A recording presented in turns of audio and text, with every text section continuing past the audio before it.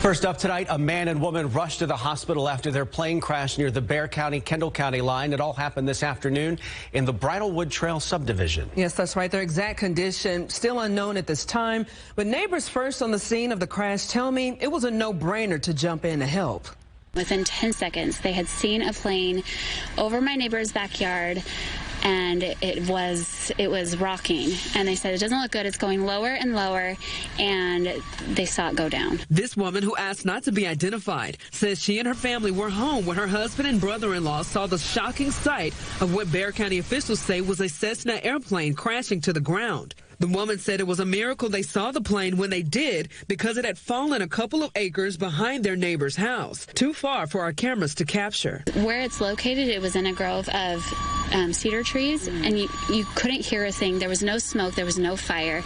You couldn't see it from any other angle. The plane was completely covered. When they finally found the plane was just like straight down right next to a tree. So it was, the tail was up, but the rest was crumbled. My husband went and he found the two people still in the plane. He helped them get out, and they were alive and fine, but pretty injured. At this time, it is unknown if the man and woman inside the aircraft had taken off from the Bernie Stage airfield nearby or if they were trying to land there. They were taken to the hospital. Deputies believe their injuries are not expected to be serious. Neighbors say they're just grateful the crash victims survived. There were miracles. These people's lives were in the hands of God today.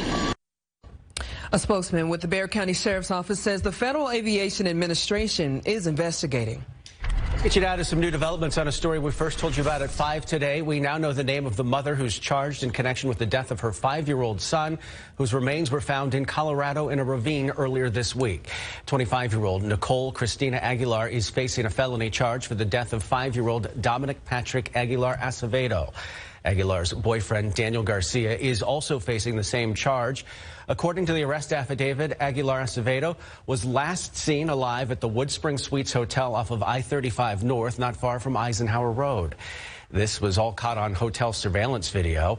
The affidavit says Garcia could be seen carrying what they believe to be his lifeless body back in late July. Then earlier this week, Aguilar Acevedo's body was found wearing the same clothing seen in that surveillance video. This time, though, he was at the bottom of a ravine in Colorado. Officials believe Aguilar and Garcia drove to Mexico and eventually on to Costa Rica the following day.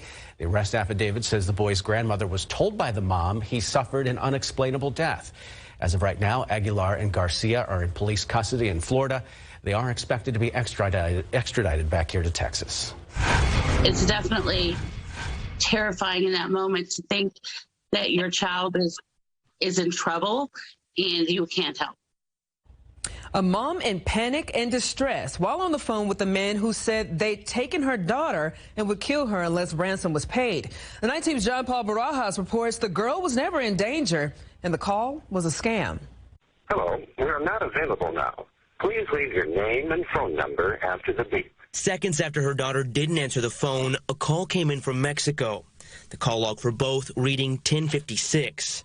Colleen Glass says she normally wouldn't answer, but with her child so close to the border visiting South Padre Island at the time, she picked up. Mom, some guys took me, put me in a van, and I'm scared. Then this man came on the line and said, we have your daughter, and if you don't do exactly what we say, you won't see her again. We will kill her. Glass explained through the trembling and tears, the young woman on the phone's voice sounded just like her daughter's. She begged him to put her daughter back on the line. He said, no, you can either talk to her now or you can see her again, but not both. According to Glass, she was then asked how much money she had in her bank account and was instructed to go pull it all out. And once she did that, they tell her how to get it into the hands of their associates. Anytime I would lapse into a silence, he would say, what are you doing right now? You have to tell me what you're doing every second. What are you doing now? Glass spent 20 minutes on the phone with them, terrified, going as far as starting her car and acting if she was driving to the bank to keep them happy, before finally a family member got a hold of her daughter. Glass immediately hung up. And although no money was stolen from her, she's now lost her sense of security. I don't know that I'll ever recover from it. It's going to be hard for me to let her go anywhere. Because they're very good at what they did, and they really made me believe. Her story serves as a warning to parents about this kidnapping scam call, and she also filed a police report. Now, SAPD says if you get a call like this, to call them as soon as possible. John Paul Barajas, KSAT 12 News. Thank you, John Paul. New on the Night Beat, we now know the name of the woman who was killed on I-10 near Vance Jackson in a crash. According to the Bexar County Medical Examiner's Office, she is 54-year-old Carolyn Hazel Clark.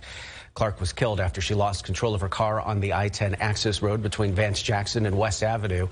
Paramedics pronouncing her dead at the scene. San Antonio police say she wasn't wearing her seatbelt at the time of that crash. Still no word right now on what caused the crash. Now to some developing stories. One man is dead and another is in custody after a crash on the city's south side.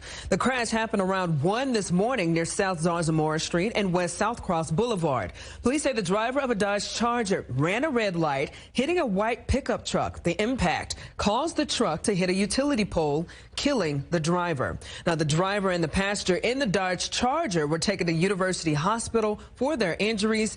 Afterwards, the driver of that Dodge was taken into custody. San Antonio fire officials are trying to figure out what started a fire at a car dealership over on the southwest side. SAFD says the Tricolor Auto Shop on Southwest Military Drive